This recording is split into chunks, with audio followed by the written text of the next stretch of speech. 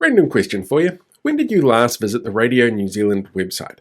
I ask because RNZ is in an unusual and kind of precarious position, and it impacts the news that you're shown in different places. You see, publicly available data shows us the demographics that tend to use the website are my age and older. And despite the fact that I clearly moisturize, I'm no spring chicken. I remember when the Rainbow Warrior sank and, well, this movie came out.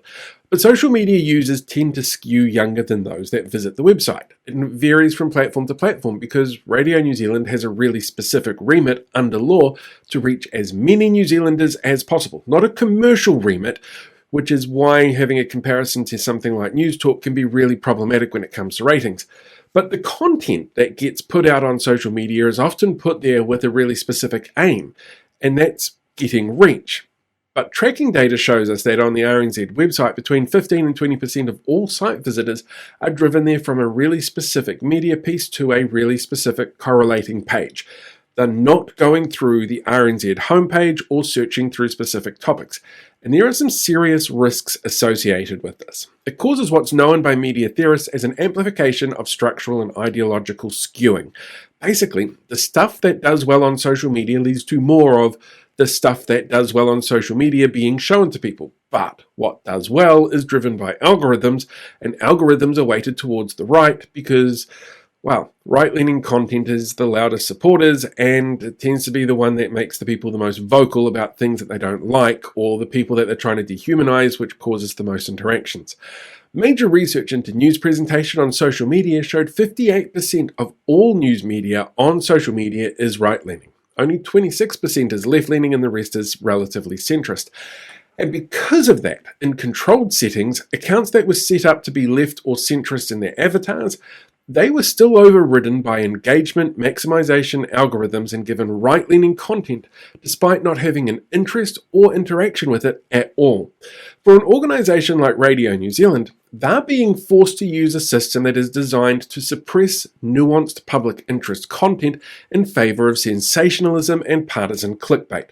Basically, you're more likely to see news from News Talk, which isn't really about news, than you are about Radio New Zealand in your feed, because generally Radio New Zealand have a wider range of content viewpoints, while News Talk is designed to cause people to either dribble in agreement with their right-wing stance or rage bait at them if they don't agree.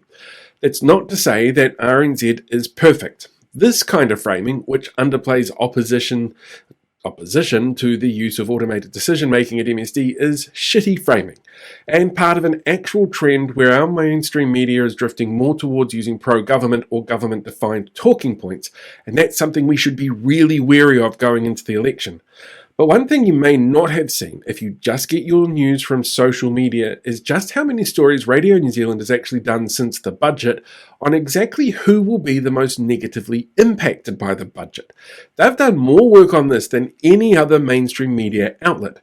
While the sensationalist clickbait at News Talk and the Herald are still going on about how lovely the budget was, didn't you know? It was beautiful and amazing, and oh my god, look at all the misery it causes.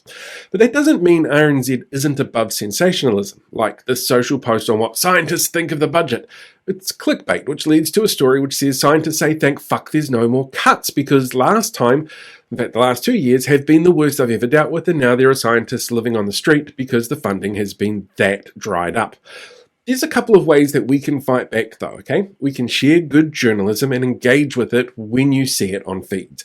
That helps train the algorithms that we use. Hit that not interested button in sensationalist right-wing news, especially if you're not even following their page, and reporting right-wing spam and misinformation. Like when government MPs will use the same script to self-congratulate themselves on a budget that Jack Tame asked if it was proof of a higher tolerance of cruelty in the finance minister. And make sure that you check out news websites directly. Don't rely on what the algorithms serve you while you're doom scrolling. It's called doom scrolling for a reason, after all. By finding ways to better source and curate our feeds and being smart about the content we do interact with, our actions can shape how media outlets produce and frame content, which will be even more effective if we change the government, so our public broadcasters aren't concerned that asking questions will get their budgets cut again. Hey there, you podcast listeners. Podcast. I did a big rebuild of my entire system over the weekend, and I'm hoping this works. One of the things that struck me while I was doing this is that the podcasts I do tend to be the audio versions of what people are watching, and that's fine, but I figured this is a chance where I can talk to you almost directly, because this is going pretty much straight to where you are. So it's probably a really good place for me to give you a little bit extra context that you might not necessarily find in a video that plays to a certain audience on TikTok, for example. But I wanted to talk a little bit more about one of the comments I made in today's video around the issues of framing media, specifically with the talking points that the government is putting out there, which we've seen quite a bit recently. Around events like the budget, where there's so much media going on, it can be a bit of a shorthand to get stuff produced. But we've been seeing it for a few weeks now, and as we get closer and closer to the election, it is a real concern that the framing that some of our media outlets are using is really specifically the framing that the government wants them to use, or that they're putting information out on.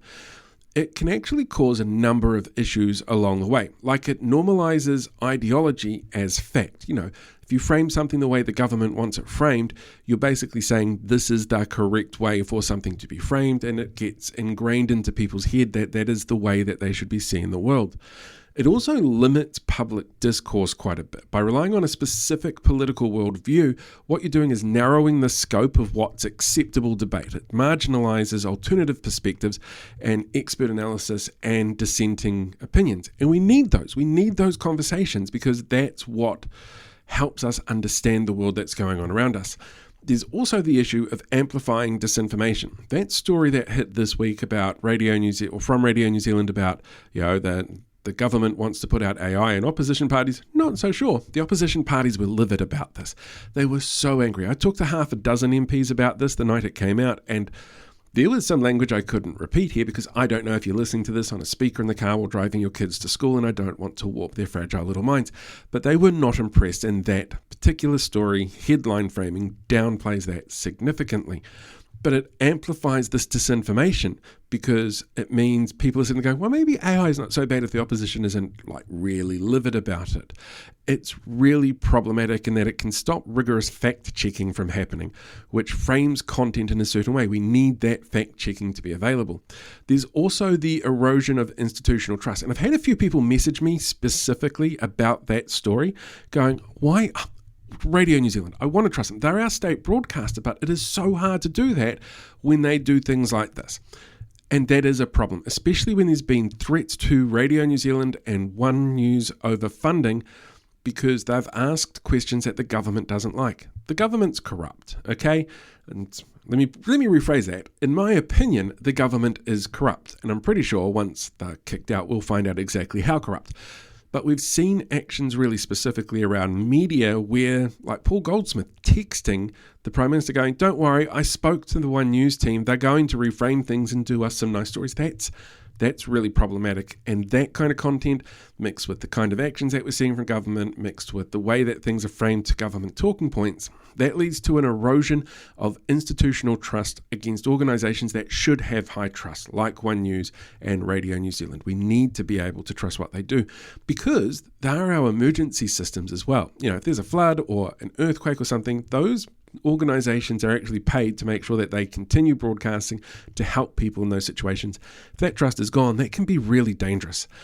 But there's also the final issue of voter manipulation. By doing this kind of framing, by making sure that things are framed in a really specific way that favours the government's stance, it can actually unduly influence the way that the public feels about things, and therefore potentially swaying the way they vote. And we are so close to the election, we need to make sure people are aware of what it is that they are voting for, because we don't want people to go in uninformed, particularly when there's so much already stopping people from going and voting, and those roadblocks have been made more prominent by this government. So yeah, I just thought I'd add this to the end of the podcast. If people are listening to this, hopefully wherever it is that you're listening to it, you have an amazing day, or have had an amazing day. I'm going to wrap this up now. I never know how to finish these things, so I'm not going to do it with a song, but hope you have a fantastic day. Hope you enjoyed the little bit extra that came with this one, and I will catch you guys all in the next one. Oh, hey there, podcast listeners. Thanks for checking out today's podcast, whether that's on video or audio. I really appreciate it. And I did finally get around to doing a podcast end tag, which I've been meaning to do for a while instead of just taking you onto the Facebook version. So while you're here, why not hit that subscribe button so that you can get updates coming in directly every time there's a new episode uploaded. Just seems like a really simple way to keep up to date with all of the crazy that's going on. So yeah, give that a shot, and I'll talk to you soon.